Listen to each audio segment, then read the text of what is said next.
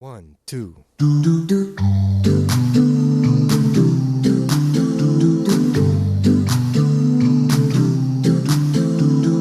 Hail, hail, alma mater. Hail to De La Salle. Here with me today is our beloved advisor, Mr. Roxler Benimino. Sir, let me ask you some few questions. Being your first advisory class, how do you find AP students? For me, the students are fun to be with.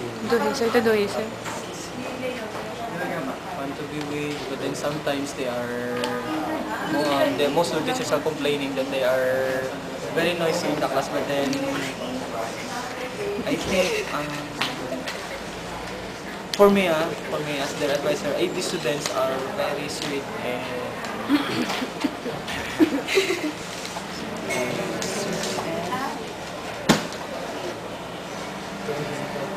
basta, they're very sweet and fun to be with. Here with me today is our beloved teacher in computer, Sir Alfonso Salle. Sir, can we ask you some few questions?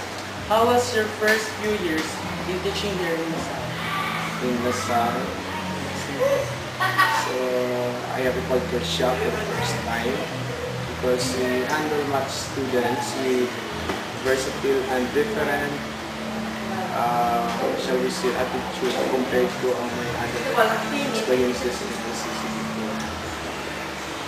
So I garnered some classroom management, but then it's not enough for USLS-IS education. So they are expecting more discipline compared to other schools. Okay, so let's proceed, sir, to the second question. Would you agree that the 8B is the best class you've ever met? Since for 8 to 9 months experience in 8B, eventually I don't handle them in grade 7 before. So but then they are actually cope up their studies very well. Their attitude sometimes is childish type, but then for the guidance of the advisors and some of the teachers, so will becoming more developed. Okay, thank you, sir. That's all. Here with me today is our Filipino teacher, no other than Miss Rose. Hi, Miss. May I ask you some questions? Miss, how was your 18th year in teaching here in the Salle? 18 years of teaching here in Salle is not a joke. It takes a lot of frustration. Not exactly frustrations. It takes a lot of challenges. At the same time, happy memories. I love teaching, that's why I stay this long in teaching. But there are times that teaching is sad, especially when the students are very uncooperative. Here's your last question, Miss. Wouldn't you agree that the AP students are the best students you have ever met? Well, speaking of the best in what aspect? Okay, so I would size up student in AP as the best in terms of being talkative.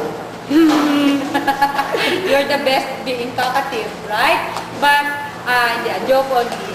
So, 8D are students that are full of talent.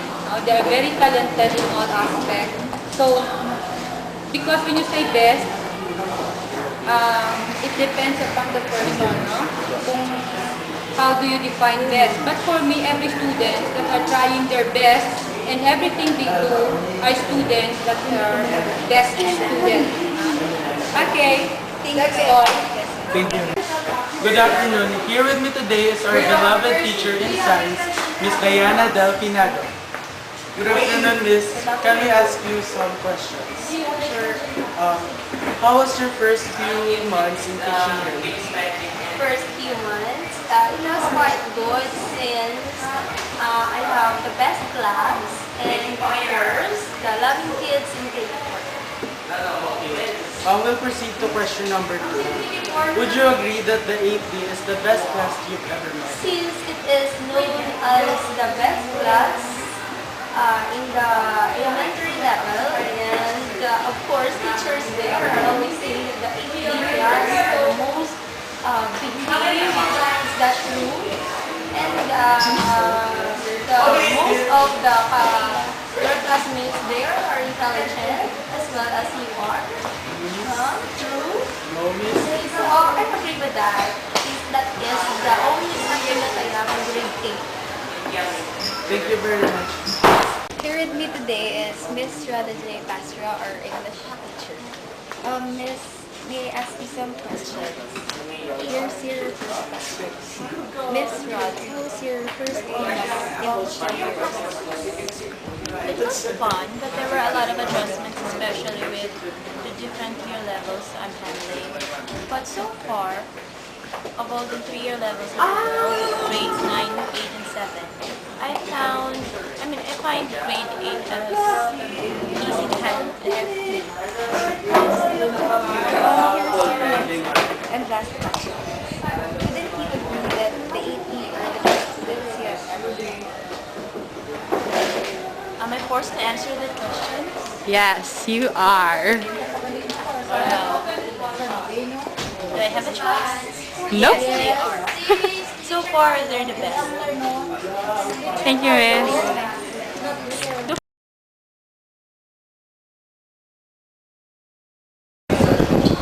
Good afternoon. Here with me today is one of the accelerated students, Mr. Angelo Warnes. Hi, Angelo. Can I ask you some questions? Being an accelerated student, is it hard to cope up with introduction? Sometimes, because I'm not that friendly enough with other people. Being an accelerated student, is it hard to cope up with the lessons? Lessons are hard, but I can cope up. It goes smart, it's just hard work and whatever. Okay, thank you. Here with me today is Lance Llamas, one of the accelerated students. Lance, may I ask you some questions? Being accelerated student, is it hard to cope up with the lessons? Since you're accelerated, we have to adjust to our new classmates and batchmates. So I can say that it's hard to cope up, but our new batchmates are open to accept or willing to accept us. Here's your last question, Lance. Being an accelerated student, is it hard to cope up with the lessons? The lessons in grade 8 are very hard, but with the help of our previous teachers last year, we are able to cope up with them. Thank you. Thank you. Here with me today is Andrea Legaspi, our class mayor. Ray, let me ask you some questions. Being a class mayor, is the responsibility given to you hard? Yes, very, very, very hard. Why? Because you have to take control of the class and stuff. Responsibilities. Here's your last question. Being a class mayor, did you accomplish the duties given to you? Quite honestly, I don't really know. I guess it's up for my people to say. Thank you, Ray. Thanks. Here with me today is Angie Coldy Ama, one of the new students here in Salle. Hi Angie, can I ask you some questions? Being a new member of the Lasallian community, how do you find Lasalians and why? The Stallions are good in every aspect, especially in sports and academics. Let's proceed to question number 2. Being a new student, is it hard to adjust to a new environment? Yes, it's hard to cope up and to get high grades because the lessons are very hard and you have to strive more to learn about it. Okay, thank you.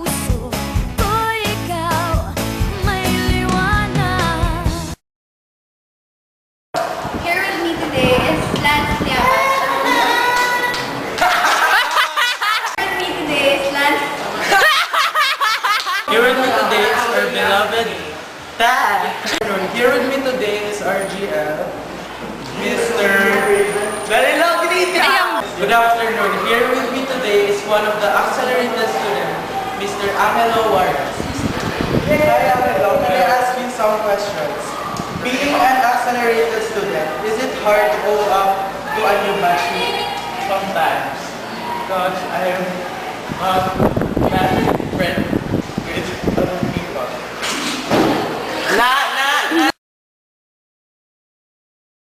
Good afternoon. Here with me today is Angie Cole D. Ama, one of the new students. Here with me today is Angie Cole D. Ama, one of the new students. Hi, Asik. Yes, Today is Angie Cole D. Ama, one of the one of the new students here in Salle. Hi, Andre. Being a new member of the Here with me today is Angie Cole D. Ama, one of the new students here in Salle. Hi, Angie. Can I ask you some questions? Being a new member of the Sallian community, how do you find the Sallians? The Sallians are Here with me today is Angie Cole D. Ama, one of the new students here in Salle. Hi, Angie. Can I ask you some questions? Being a new member of the Lasallian community, how do you find Lasallians? And the why? Sallians are good in every aspects. Especially in? Yung panahon. Here with me today is Angie Cole D. Ama, one of the new students here in Salle. Hi, Andre. Can I ask you some questions? Being a new member of the Lasallian community, how do you find Lasallians and why? Sallians are very... Yeah, sorry.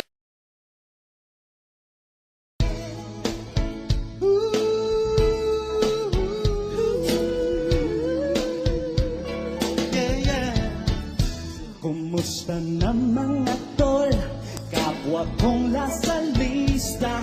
Year 2000 na, di ka pa rin nag-iba.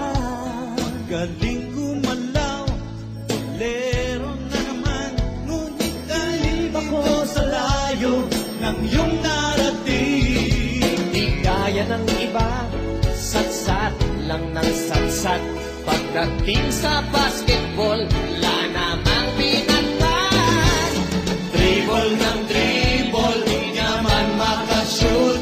Sa strike lang ni Paeng, buhok nila'y kukulot.